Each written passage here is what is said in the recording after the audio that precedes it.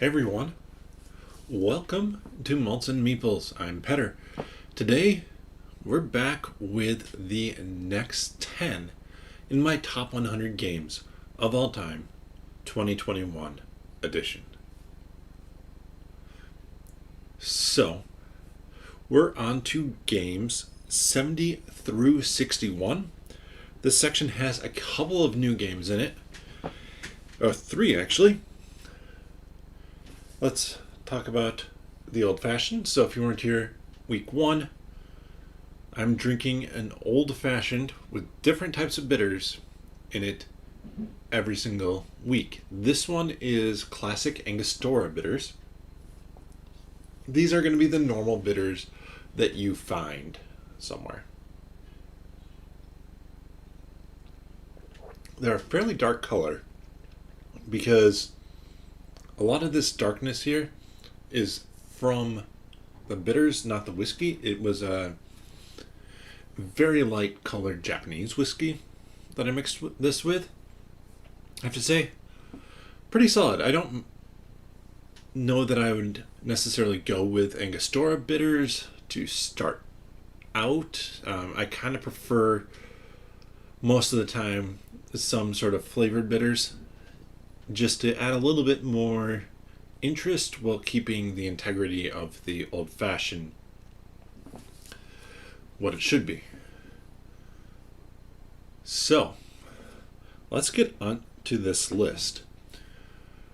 My number 70 dropped it all the way down from 25 last year. And this is a small, easy to play card game, card drafting, tableau building game that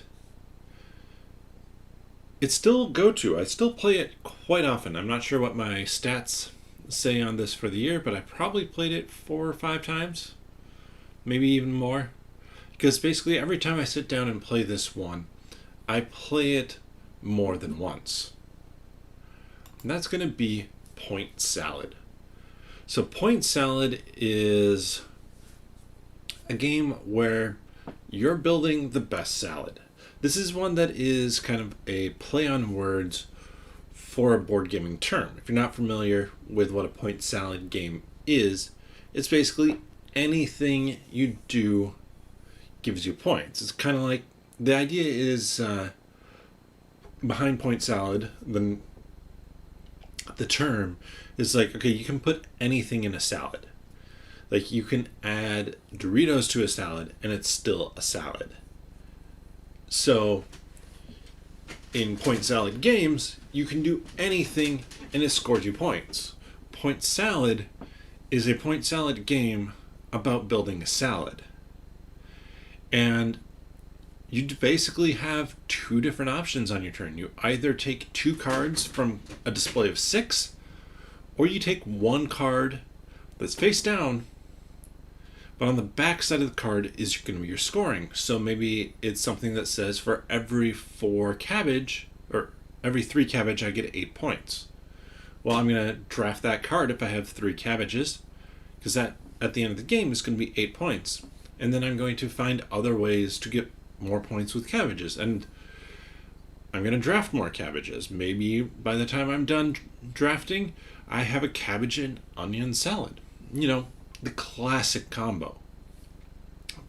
But this is just a good little game in that it's really easy to teach, easy to play, and is enjoyable by basically everybody who's played it. I like it when a game has kind of that ability to be accessible, but plays differently every time because you don't play with all the cards unless you're playing with the full player count. And even then, you don't know which cards you're going to draft for scoring, most likely. So, that is my number 70, Point Salad. We have a roll and write here, to the shock of no one, with Twice as Clever, or Doppelt so Clever. This is the second game, which makes sense, it's twice, in a trilogy of roll and writes by Wolfgang Warsch, with Ganz schön clever, Twice as Clever, and Clever Hack 3. And, well, you'll have to see where the other ones, if they do end up on the list, end up. This one, I think, is the most complex. It has things that it does that really limits your scoring, but it keeps a very similar formula to the other two. And so if you're not familiar with these games, they're all kind of about filling in combos, and each color of die, they match up for various sections of the board. So you take your turn, you roll the dice, pick one of them to use, and anything that is a lesser value, then that one goes onto a silver platter. Then you roll the remaining die, pick one to use, any lower ones go onto the silver platter, and then you roll a third time, taking a die, and you basically get those 3 dice to do stuff. And you're balancing out your scoring because there's a very clever thing, and you can see at the very top of the box, there's the fox. This fox, they're what make this game so good, because you can't ignore any section, and the foxes make it so you can't. There are certain spots when you fill in a number that you get a fox as well with it, and your foxes score equal, each fox scores equal to your lowest score in a section in the game. So out of the 5 sections, whichever one you score the least in, that's the one that the foxes are going to be worth. So you have to really balance it out, and if you can get a lot of foxes, that's going to give you a higher score, assuming you score well. It's a good puzzle. It plays well at every player count, and I will say for all 3 of the games, there are really good apps for them. So if the idea interests you for Doppelt so Clever or Ganz schön Clever or Clever Hack 3, you can find apps for them that are a lot of fun to play. This one, new to the list. I did not have it when I made the list last time. I'm not sure if I had any of them, actually. I know I didn't have Clever Hack 3. That I got fairly recently. I might have had Ganz schön Clever at that point. We'll have to see when I get there, or if I get there, to see if I have any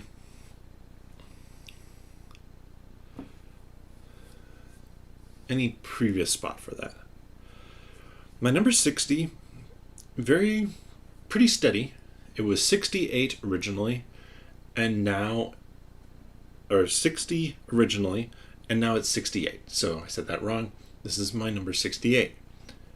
And it's one of a couple games on the list where you don't have all of your own information. So this is a game coming up here where everybody else can see your cards and you can't, and you're trying to play down your cards in numerical order. It has some convoluted story about fireworks makers and all of you being blind, which doesn't make sense because you can see what the other people are doing. But Hanabi is a really fun game. So if I remember correctly, it is a Spiel des Jahres winner, and if not winner, nominee, the year it came out. And it's one that people kind of forget won, but it's a fast game, and what makes it work is how you give clues in the game. First off, you have basically tokens that limit the number of clues you can just give. But when you give a clue, say I have a hand of cards facing away from me where I have a 5 yellow, 3 blue, 2 blue, 2 green, and 5 red. If you want to give me a clue about those about a 5, you would have to say this is a 5 and this is a 5. If you want to give me a clue about the greens, you have to say this is a green and this is a green. Even though you may not want me to play the green 3, you have to tell me about both of them. So you could just tell me, okay, that's a 2, but I don't know what color it is at that point. So it's about kind of using the clues in a constructive way to imply things. To imply, like, okay, well, if we have a green 1, a red 1, or if we have stacks for green, red, and blue, but red and blue already have 2 on them, and you say this is a 2, it should give me a hint that that's the green 2. Otherwise, why are you telling me about that 2? Except you run out of clues during the game. So you might be telling me that's a red 2, so you can discard it to get a clue token back to give another clue. And it's about knowing what situation you can give certain clues and the tendencies of the clue givers. It's really interesting, really fun, works decently well at 2, better at 3 and 4, just because at 2 you can get stuck in a rut where one person is constantly discarding cards to get a clue token, and the other person is telling them, okay, that's a 1. Well, you already have 5 1s out there, 1 of each color. You know you can discard it to get a clue token back, to get another clue, to tell you another card potentially you can discard. When you have 3 or 4, you can get off cycle with that more easily.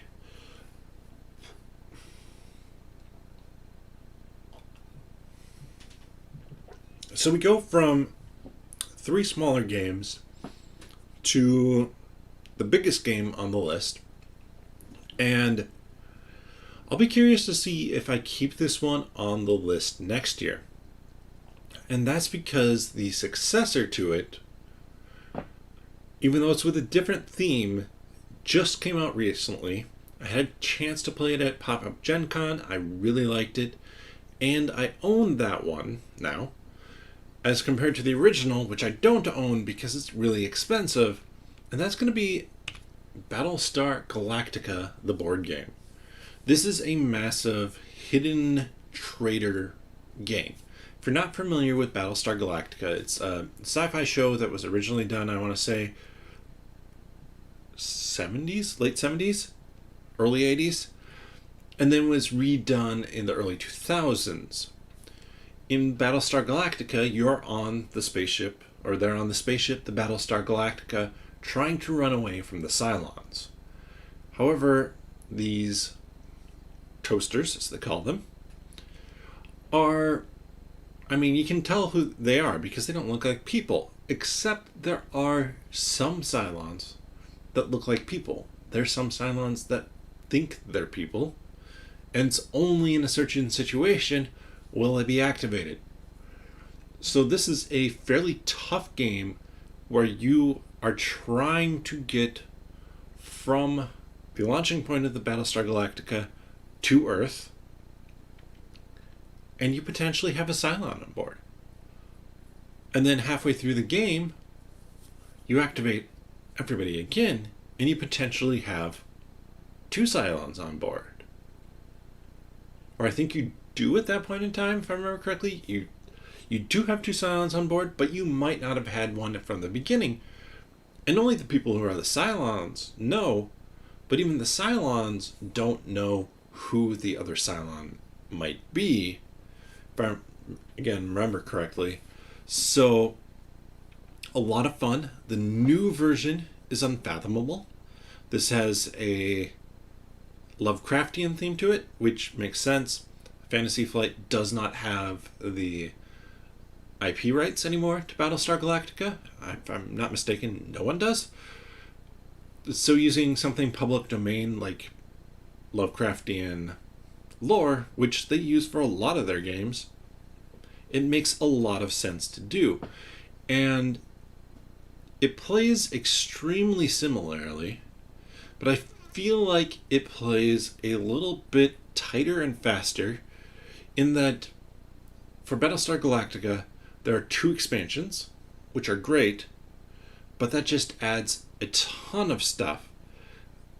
Unfathomable takes the good parts from the expansion, what they add, and brings it into the base game, kind of getting rid of some of the more boring parts of the base game to still give you an epic game, but in a package that's a little bit more tightly done. Which is why I think maybe next year Unfathomable is going to be the one on my list. But we'll have to see. So this was 69 last year and is 67 this year. So staying pretty steady. And I mean, I would never say no to this game. I just also know that while this is a Grail game for me, one that I would love to get my hands on with the expansions, I'm not paying $600 for a really good condition one, or 300 some bucks for a rough condition one. Coming up next, we have one that dropped all the way down from 41 to 66, which is a little bit of a drop, but it is a fun party game, and this is one that I actually want to do in person coming up here. Maybe, actually I have a game night on Saturday, so maybe I'll pull it out then, though we are leaning a bit more spoopy and spooky for that night. But this one is one I saw originally on the Dice Tower, then playing it, and it's going to be Cross Clues. So this one's a lot of fun because it just works well as a party game. It works as something that's a little bit different, and it's cooperative. So like I had just one previously on the list, this is another cooperative party game.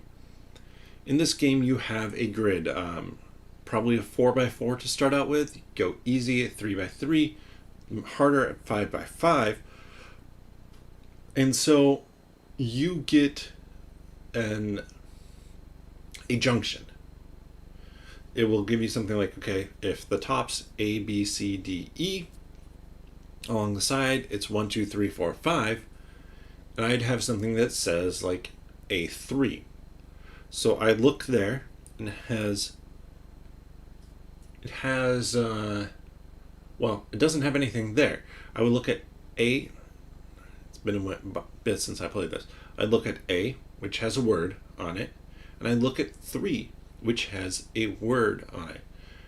And I have to give a one-word clue that gets you to guess that junction.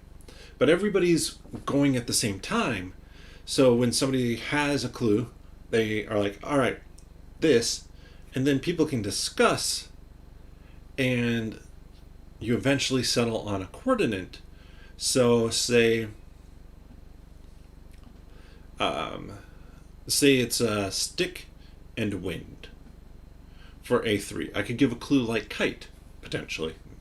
Not sure if that's a great clue, but see if that gets you to that spot. You'd probably get wind anyways, so hopefully stick's the most logical thing for a kite. And everybody's doing that. Everybody's giving clues. When you guys guess my clue, I draw another one. And it just keeps on going, very freeform that way. But if you get it right, I put it into the grid to show like, okay, we have A3. If you get it wrong as a group, I put it down, face down, so you have no idea what it was. So we're leaving in blank spots. And sometimes you have a really hard one because there might be 2 things that would make sense for the clue you want to give. So you're waiting until somebody gives a clue for the other one so that then you can give your own clue. Or it might just be really weird, like a taco and a monkey. What are you going to do to get those 2 tied together? Got to come up with something eventually. but a lot of fun. Works well via Zoom, as long as you have something to show that grid well enough for people to see. So it worked really nicely during the pandemic for us. Though you can't then have everybody giving clues, so my wife and I would both give the clues and everybody online would guess. So we're going to get now to number 65. This was 64 last year, so massive drop for it. And I actually played it again recently for the first time in quite a while because I hadn't picked it up. In fact, it was really hard to find. That's going to be Parade. This is a small card game, a smallish card game by Z-Man Games. And in it, you're trying to score the fewest points. Nothing super special with that. And all you're doing is you're taking one card from your hand, you're playing it down onto a lineup, and the number tells you how many cards you skip in that lineup from where you played, and then the color and the number tell you which cards you're going to be taking out of the lineup. So if it matches your color, take it in and you put it in a tableau in front of you. The cards have different point values on them, which is the number, and I mean, it's pretty simple like that, except going for the lowest, you don't want to take high numbers, obviously. But if you have the most of a color, then your cards of that color are only worth 1 point. So a 10 in purple could only be worth 1 point for me as long as I have more purples than everybody else.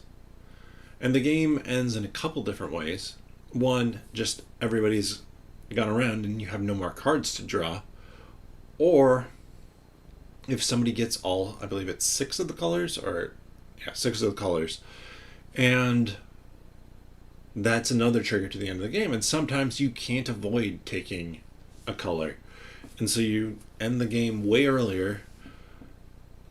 It's just a clever game that works well. Turns can take a little bit for something where you're just playing down a card, because you're going through mentally and being like, all right, 1, 2, 3, 4 cards I skip, and then I which of those will I get after that? But a lot of fun, really good, enjoyable little game that is easy to teach. It has an Alice in Wonderland theme that might as well not be there. It's very much an abstract game.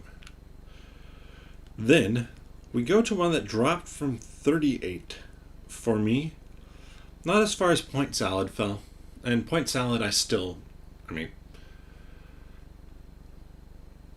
it's in the top 100, I still love it. Really good game. This one fell for me just because, well, I did play it a few times via Zoom, which worked well. But the game itself is just a little bit themeless in what it does, though it does have theme if you know what it's based on. That's going to be the Dresden Files cooperative card game.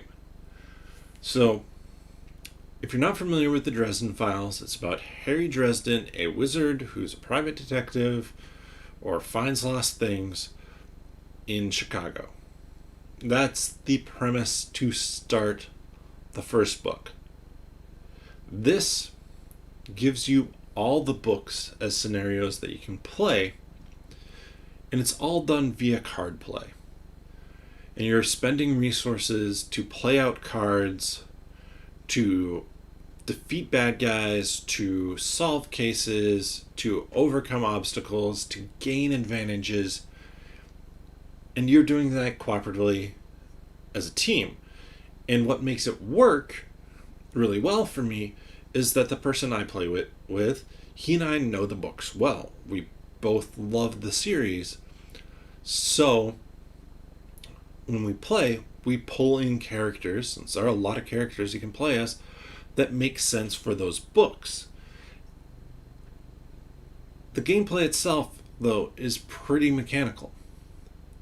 Not a massive knock on the game or anything like that. I still really enjoy it. But for some people who maybe haven't read the books, it's going to make a little bit less sense. So like in the first scenario you can play, which is the first book, there's one scenario per book. Not to all of them that are released yet. I think there's something like 12 scenarios and 15 books. But it might have someone like Johnny Marcone, who is a mobster in Chicago in this story. Well, if you don't know who he is, that's just a bad guy. But he has things that maybe connect to a case you're working on, so that if you defeat him, you get clues towards that case. Everything ties together in a way that makes sense for the books. It's just it's a game you have to bring the theme to, and when you know what it is and you can bring the theme to it, it is a lot of fun. I've actually played it on the channel if you want to check it out.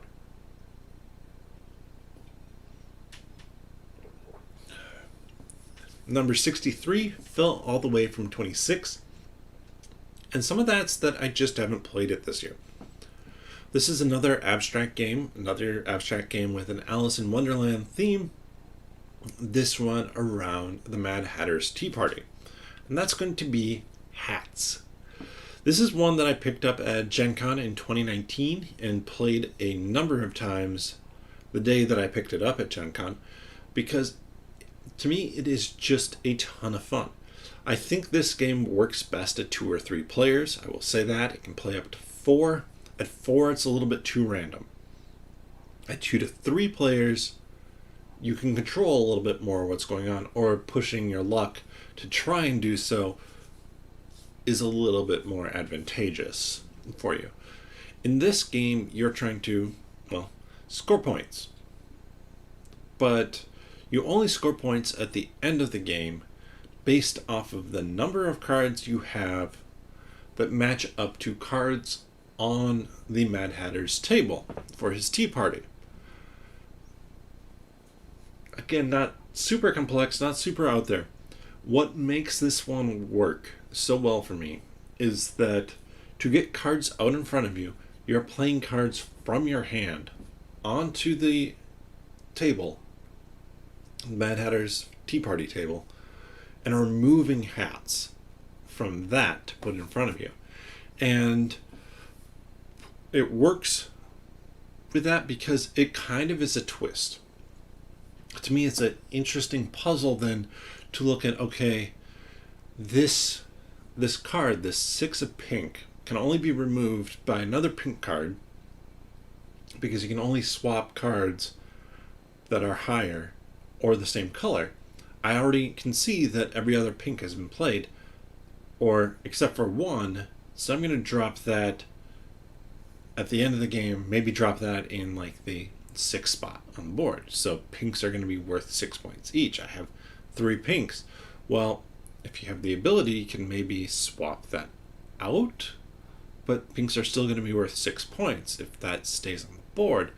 Or you can put a pink hat potentially in the spot where they're worth 1 point. So even though there's a pink hat at the 6 and a pink hat at the 1, the 6 doesn't count because it only counts the lowest point total. And it's possible that not all colors of hats will score. A 3-player game, okay, I put down the pink 6, somebody else swaps that out with another pink card, and now you can play a higher number to get rid of that whole pink card completely, which, I mean, you're taking a pink card into your hand that's not going to be worth any points, but it might be worth it to stop me from getting 18 points. There's a lot going on, and it's just that twist on normal card play that I really like. The ability to kind of plan, but you're kind of having to guess and play what against your opponent's hand without really knowing what they have. With 4 players, it changes a lot. It changes the game a lot. in terms of what you do. Because, I mean, 4 players, can't play against 4 players' hands nearly as well as I can against one, even if I'm guessing and trying to kind of read what the players have. When it's 2 players, it's much more about what you think somebody else has and trying to play them as well as the table. So then that takes us to number 62, and I said there were 3 new games on the list. We've only seen Doppelt So Clever, so these last 2 have to be new as well. And the first one is going to be another roll and write. This one is Deadly Doodles from Steve Jackson Games. They are known mainly for Munchkin. But this is a fun roll and write, and I like it when roll and writes kind of have a theme to them. Like, there's some, like Doppelt So Clever does not have a theme at all to it. It's a really good puzzle, and I enjoy it. But if a roll and write can have theme and a decent puzzle, it works well. And in Deadly Doodles, you're going and exploring a dungeon. And you're trying to get treasure, you're trying to maybe find the monsters and fight them. If you find the dragon, your treasures might be worth more. And you can connect paths, and that's the main thing you're doing, is connecting paths further in to the dungeon, trying to connect the right things. And I mean, the base game is pretty simple. There's Deadly Dungeons 2, which is standalone, but also works with the base stuff. And it just is a fun one to sit down and play. I played it several times here on stream. It might have only been one stream, but played multiple games in a sitting. And you can really kind of just mess around with different strategies. You get points for the weapons you have, but if you kill monsters, it's like a monster might have an A on it, and a weapon might have an A on it. So if I get both of those, I can kill the A monster. That might give me 2 points plus 1 point for the weapon, or I can just try and get all the weapons, not worrying about matching up with the monsters, or I can try and get all the treasures. Treasures are worth 2 points. If you get the dragon as well, all the treasures are now worth double. So a lot of different strategies, plays really fast, and just a good easy to get to the table roll and write game. Or in the case of this, it's a flip and write, in that you flip cards that determine what you're going to do. And finally, I'm not sure if this is the newest game on my list in terms of games that I have bought. Let me glance here. It's not the newest, but it's one of the newer ones. And this is another party game, and this is another cooperative party game where one person is giving clues and doing so in a way that they are trying to get their teammates, everybody else in the game, to eliminate certain characters, certain animals, whatever it might be. And that's going to be Similo. So this is from Horrible Guild, and honestly, this was a game that I wasn't that interested in until I watched them play it on Horrible Guild, and then I immediately knew that I had to get this game because of how it works. So you can see the different ones up here. You can see that there's like historical figures or myths or legends, animals,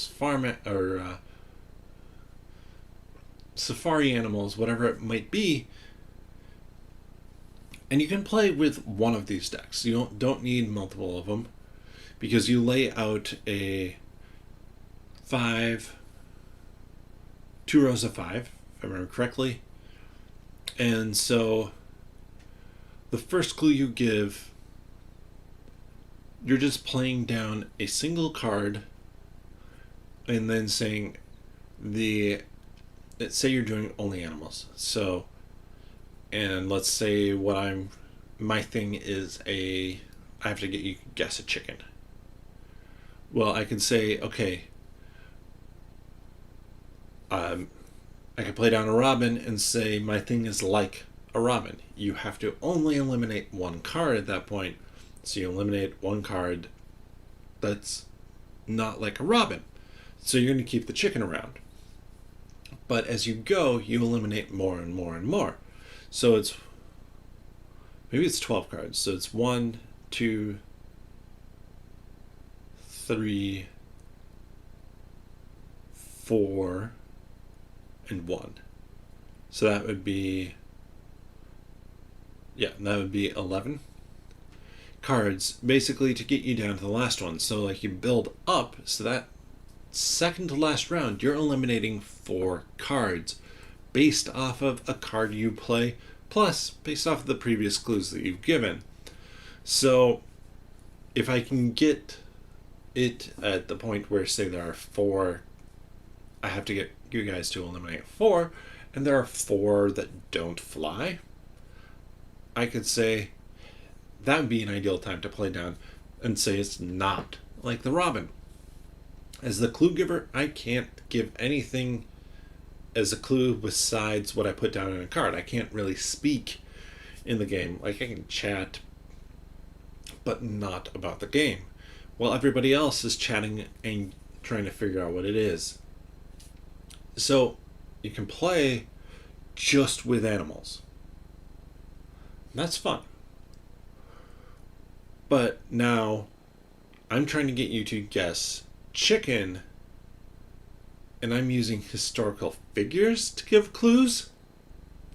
That's something completely different because, okay, how is Cleopatra going to get you to guess to accidentally eliminate the chicken?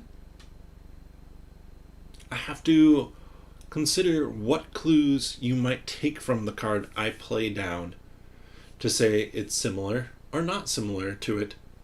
And those clues can be anything from like background color to the direction a person's face is. They'll often have people with more pointed noses or stuff like that. Like, they exaggerate facial features a little bit to try and match up so that you can go between anything. And oh man, it is so much fun. This is a great game, and it's one that you could do via Zoom. I never did, but when I've played it in person, it's just a blast, especially when you just get really weird combos of stuff. And sometimes as a clue giver, you just don't have great clues to give, and you hope that they think about it the same way that you have. So that's going to be my list. Takes us up to 61. To go through those 10 again, at 70, we have Point Salad, a fun, easy to learn kind of tableau drafting game.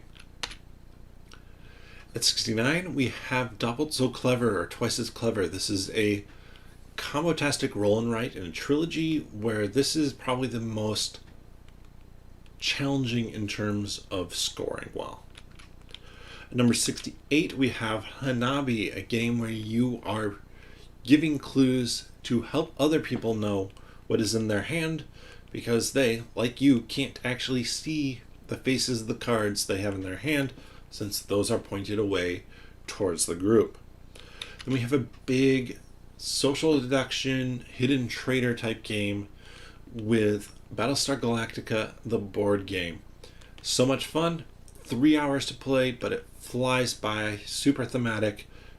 We'll have to see if it's on the list next year, because I do have Unfathomable, the Arkham Files successor to it, since Fantasy Flight doesn't have the IP for Battlestar Galactica anymore. Then at 66, we have a cooperative party game, Cross Clues. This is one where you're trying to use the intersection of two words to give a clue so people can guess what intersection you have in your hand.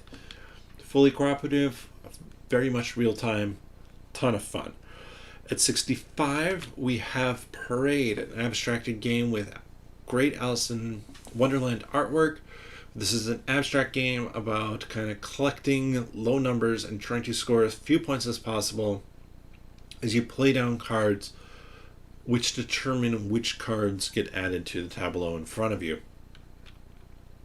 Then we have the Dresden Files cooperative card game, a game that is thematic if you know the theme. This is a cooperative game where you're trying to solve a case, beat back henchmen, overcome whatever obstacles there might be, and get whatever advantages you can before a final showdown. Tons of fun, very thematic, if you know the books. Which, by the way, I highly recommend the books.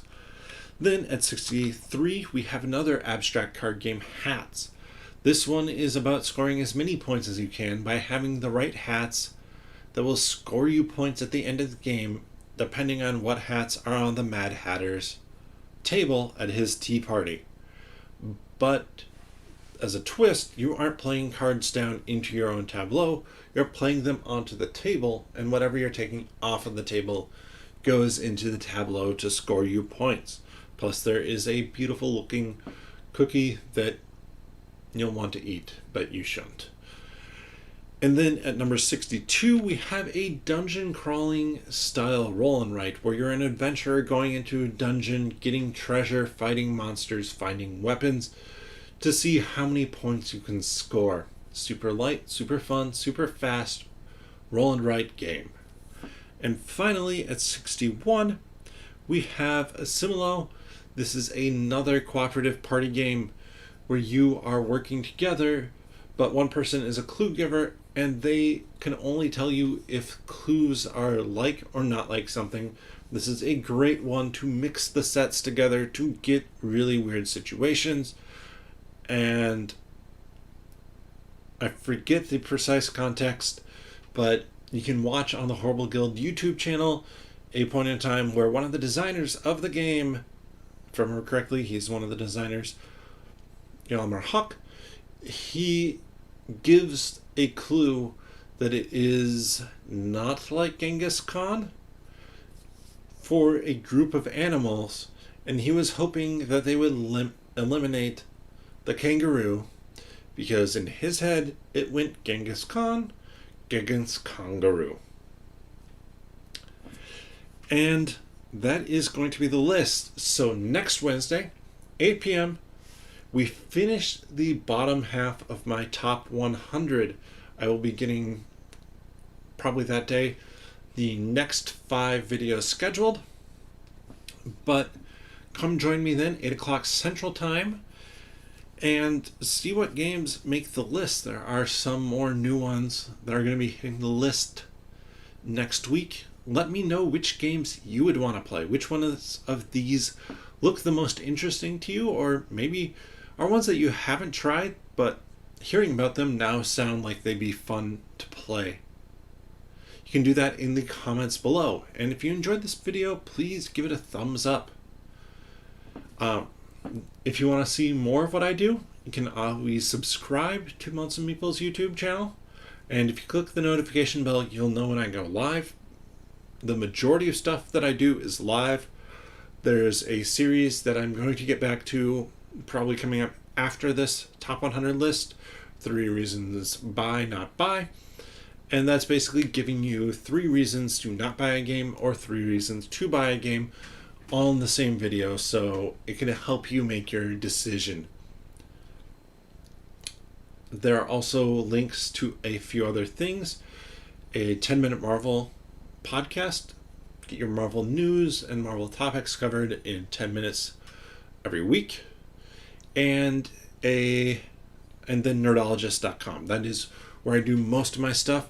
That is a website that I've ran for several years at this point. And it about all sorts of nerdy things, mainly focused on board games. So if you want to see board game reviews and other content over there, check it out. But yeah, you can find all those links below. I don't necessarily pitch them fully every time, but I want to thank you again once for watching. I hope that you're enjoying it, and check out the list when it comes out next week. For that, normally I sign off by saying bottoms up and taking a swig. This is all gone, so bottoms up.